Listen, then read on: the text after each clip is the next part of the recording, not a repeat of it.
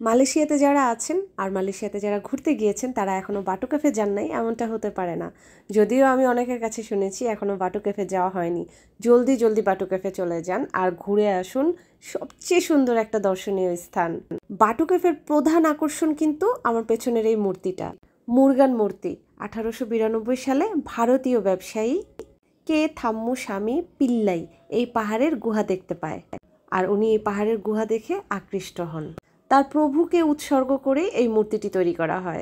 এই মূর্তিটি তৈরি করতে মোট খরচ হয়েছে 24 মিলিয়ন ভারতীয় রুপি। আর এই মূর্তিটি তৈরি করতে ব্যবহৃত হয়েছে কংক্রিট ও স্টিল।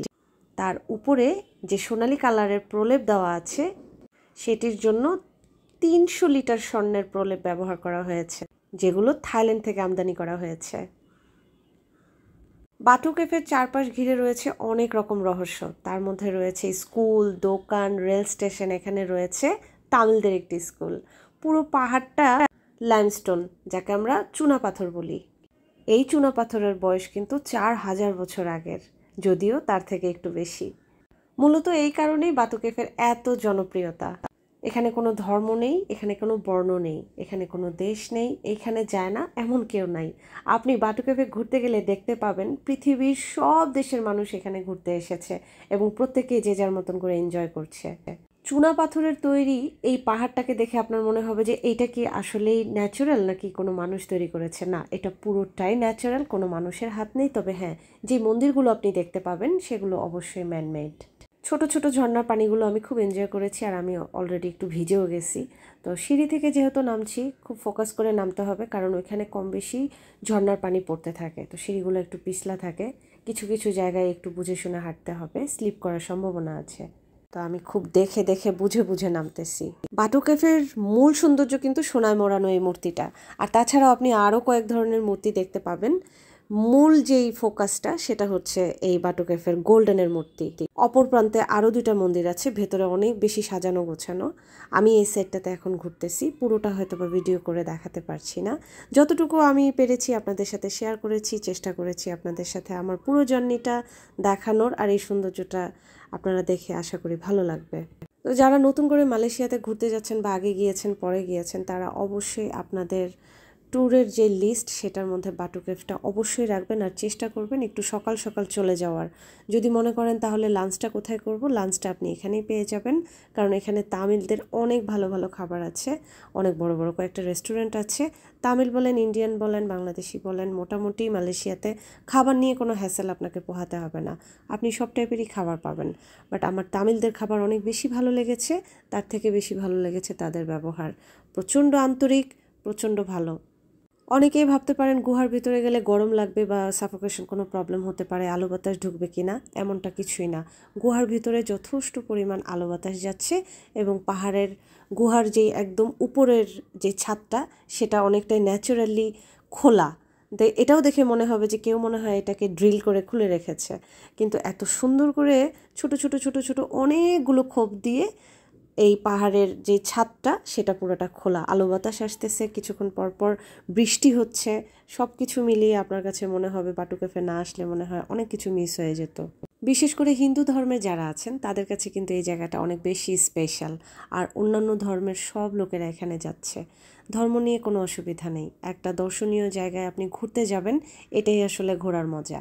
মানুষের চোখে পড়েছে 4000 বছর আগে, যদিও এই চুনা পাথরের বয়সটা 4000 বছর এখন গণনায়, কিন্তু এই চুনা পাথরের গুহাটা তারও আরও অনেক আগের, অনেক আগের, যেটা হয়তো বা আমাদের ক্যালেন্ডারে জায়গা হবে না।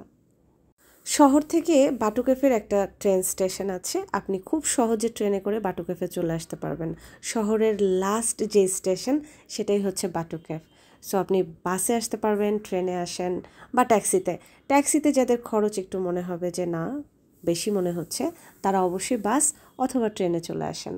ভাষাজনিত কোনো সমস্যা আপনাকে ওখানে পড়তে হবে না। মালয়েশিয়ার যেখানে আপনি যাবেন আপনি বাঙালির দেখা পাবেন, আপনি হিন্দি ব্যবহার করতে পারবেন, আপনি তামিল জানলে তো খুবই ভালো হবে।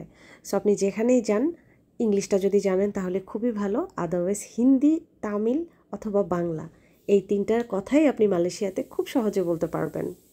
শুরুতে এই সিঁড়িগুলো দেখতে আপনার হয়তোবা মনে হতে পারে এই সিঁড়ি পাওয়ার পক্ষে সম্ভব না, এত উঁচুতে এই পাহাড়টা।